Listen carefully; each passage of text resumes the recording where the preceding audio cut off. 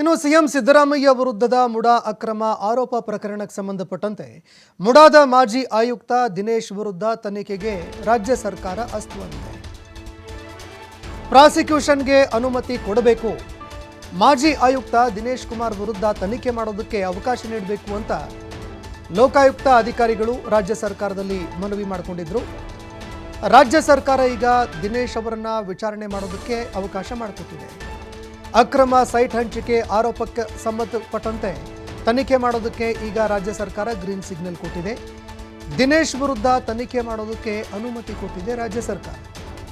ಲೋಕಾಯುಕ್ತದಿಂದ ಪ್ರಾಸಿಕ್ಯೂಷನ್ಗೆ ಅನುಮತಿ ನೀಡೋದಕ್ಕೆ ಕೋರಿಕೊಳ್ಳಲಾಗಿತ್ತು. ಮುಡಾದ ಮಾಜಿ ಅಧ್ಯಕ್ಷ ಎಚ್.ವಿ. ರಾಜು ಮತ್ತು ಮುಡಾದ ಮಾಜಿ ಆಯುಕ್ತ ದಿನೇಶ್ ವಿರುದ್ಧ ತನಿಖೆ ಮಾಡೋದಕ್ಕೆ ಅವಕಾಶ ಮಾಡಿಕೊಡ್ಬೇಕು ಅಂತ ಕೇಳಿದ್ರು.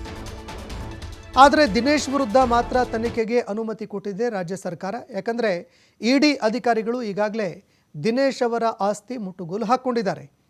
ಜಾರಿ ನಿರ್ದೇಶನಾಲಯ ಇಡಿ ಅಧಿಕಾರಿಗಳು ಇದಕ್ಕೆ ಸಂಬಂಧಪಟ್ಟಂತೆ ದಿನೇಶ್ ಕುಮಾರ್ ಅವರ ಆಸ್ತಿಗಳನ್ನು ಮುಟ್ಟುಗೋಲು ಹಾಕಿದ್ರು, ವಿಚಾರಣೆಗೂ ಕೂಡ ಕರೆದಿದ್ರು.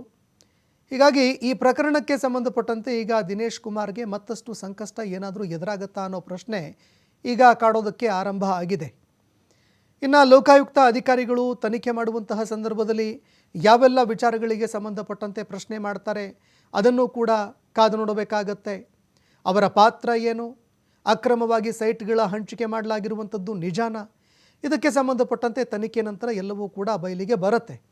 ಇನ್ನು ಮುಡಾದಲ್ಲಿ ಅಕ್ರಮವಾಗಿ ಸೈಟ್ಗಳನ್ನು ಹಂಚಿಕೆ ಮಾಡಲಾಗಿದೆ ಅಂತ ಸಿಎಂ ಸಿದ್ದರಾಮಯ್ಯ ವಿರುದ್ಧ ಗಂಭೀರ ಆರೋಪ ಕೇಳಿಬಂದಿತ್ತು. ಲೋಕಾಯುಕ್ತ ಅಧಿಕಾರಿಗಳು ತನಿಖೆ ಕೂಡ ಮಾಡಿದ್ರು. ಇದಾದ ನಂತರ ಸಿಎಂ ಸಿದ್ದರಾಮಯ್ಯ ಅವರು ಕ್ಲೀನ್ ಚಿಟ್ ಪಡ್ಕೊಂಡಿದ್ದಾರೆ.